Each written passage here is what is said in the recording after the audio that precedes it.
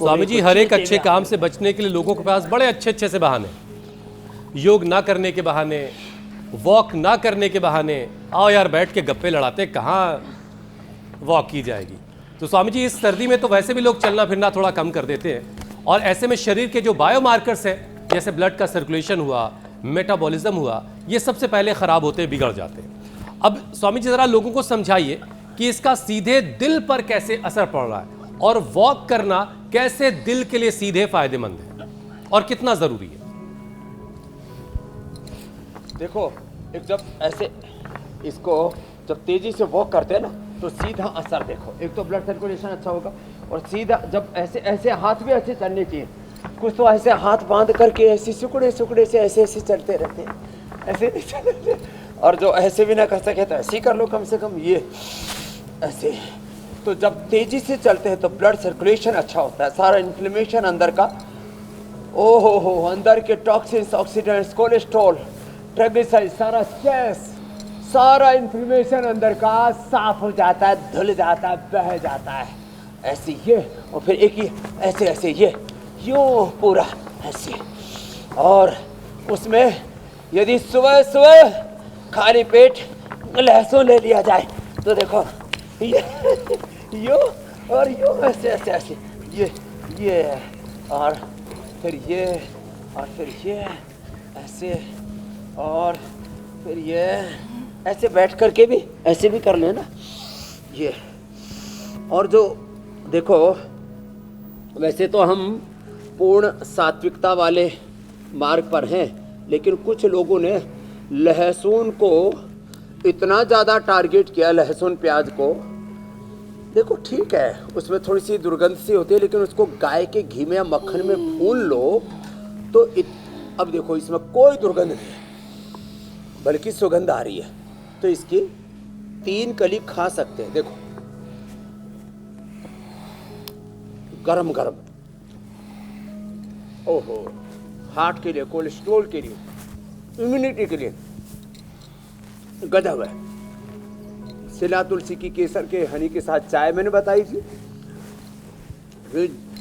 जिनको बहुत ठंडा लगती है, बाहर हीटर मत जलाओ, तो क्या करो, अंदर का हीटर ऑन करो, लहसुन खाओ, या अर्जुन की छाल, दालचीनी, इसी से हवन करो। लो, अर्जुन की छाल दालचीनी से हवन करो, और इसी का काढ़ा बना लो, इसी का काढ़ा बना करके, और इसमें थोड़ा सा हनी केसर डाल करके, सिला तुलसी डाल करके पी लो। जिनको बहुत ही ज़्यादा ठंड लगती हो तो एक काकड़ा सिंगी, एक पेड़ के ऊपर जब कोई कीट पतंग और उस पर आक्रमण करते हैं, जिसका एक ऑटो जो है इम्यून रिस्पॉन्स है, उसको हमने कलेक्ट करके उसी से ही ये ओरोग्रिड तैयार कर दी, बहुत ही अप्रतिम है। तो जिनको भी, अच्छा दालचीनी तो ऐसे भी मुंह में थोड़ी डाल लो ना, तो मुंह का जायका भी अच्छा बन जाता है। और सर अच्छा स्वामी जी, देखिए बड़े बुजुर्ग जो हैं, तो थोड़ी लौंग, थोड़ी काली मिर्च, थोड़ी मुलेठी, स्वामी जी देखिए आप सामने हैं तो ठंड का तो कोई मतलब रह नहीं जाता। कहाँ सर्दी लगेगी। इसीलिए हमने सुबह सुबह 7:56 पर यह कार्यक्रम रखा हुआ है कि आपको सामने देख के सबकी सर्दियां जो छू मंतर हो जाती हैं। लेकिन स्वामी जी, बड़े बुजुर्ग कहते हैं ना कि पानी अगर ठहर जाए तो उसमें बदबू आ जाती है, सड़ांध आने लगती है। और इसी बात को लोग अपने अगर शरीर से जोड़कर देखें तो ठहरे हुए लोग, जिनकी जिंदगी में गति नहीं है, वॉक नहीं है, उनके शरीर का क्या हाल होगा, इसी बात को समझिए। इसीलिए स्वामी जी कभी आपको ठहरे हुए नहीं दिखाई देंगे। जब भी अपने आसन पर पहुंचते हैं, हमेशा वो उनकी बॉडी में एक तरह की गतिशीलता होती है, हमेशा वो कोई ना कोई आसन ऐसा कर रहे होते हैं जिससे उनकी बॉडी में मूवमेंट रहे, और यही सबक वो दे रहे हैं लंबे वक्त से।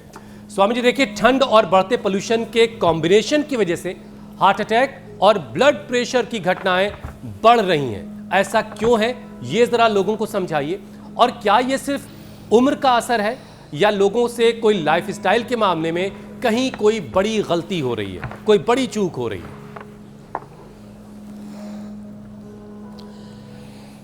तो एक तो भाई माता जी, आपकी चटनी बहुत अच्छी बनाई आपने। आप तो ऑस्ट्रेलिया में रह करके चटनी बनाना भूले नहीं है, और सिलबट्टे पे बनी है, ये भी कमाल है। हरियाणा है। चलो अब बैठो, आप योग करो, आप चटनी बड़े था। चलो बैठो माता, बढ़िया बना दी। हाँ तो देखो, जो ब्लड सर्कुलेशन है पूरा परफेक्ट रहेगा, उसके लिए कुछ घरेलू उपाय मैंने बता दिए। लौकी का जूस ना पिए लोग, हार्ट के लिए, ब्लड प्रेशर के हम बताते हैं। लौकी का सूप पिए और उसमें भी थोड़ा सा हींग का तड़का लगा करके। हाँ अब इसको इकट्ठा करके रख दो। मैया आपको तो एकदम चटनी मास्टर बोलेंगे आज। तो लौकी का सूप पीना, जूस मत पीना भी। लौकी की सब्जी खाना और उसमें भी लहसुन प्याज का तड़का लगा करके, हींग का तड़का लगा करके। ओहो, अगली बात, ब्लड सर्कुलेशन को अच्छा रखने के लिए सबसे बेस्ट है थोड़ा तेज गर्म पानी में हनी, जैसे मैंने कहा, केसर और शिलाजीत डाल लो 2 बूंद। शिलाजीत हमने लिक्विड भी रखा है, शिलाजीत कैप्सूल भी रखा है, शिलाजीत सत भी रखा है। तो ब्लड सर्कुलेशन 1 बूंद, ज़्यादा नहीं, ज़्यादा से तो लो बीपी वालों को देते हैं, ज़्यादा तो हाई बीपी वाले भी 1 बूंद ले लेंगे। ब्लड सर्कुलेशन एकदम फर्स्ट क्लास रहेगा। जैसे स्वामी रामदेव को कितनी ही प्रचंड ठंड हो, ज्योत्सना जी के पहाड़ में चाहे पाइप में पानी जम जाए भाई, पाइपों में पानी जम जाता है, पाइपलाइन चौक हो जाए चाहिए, लेकिन हमारी पाइपलाइन एकदम ओपन है, क्योंकि हम रोज एक तो प्राणायाम करते हैं ऐसे, भस्त्रिका भी, अनुलोम विलोम भी तेजी से, कपालभाति भी, और फिर ये 5 अभ्यास और कर लेते हैं।